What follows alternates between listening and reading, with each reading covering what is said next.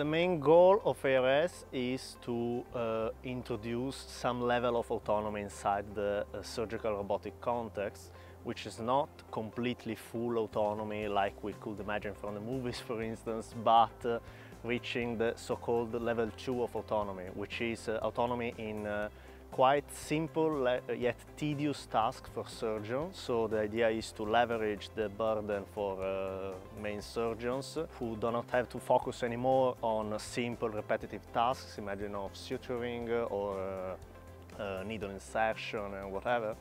but only focus on the most complex and challenging tasks, while the simple tasks can be automatically managed by an autonomous system like a robot. So yeah, the autonomy which will be introduced by the ARS project is supervised, which means that there is still a surgeon monitoring the overall workflow of the robot, but the robot may execute some actions autonomously. The project aims to develop the first steps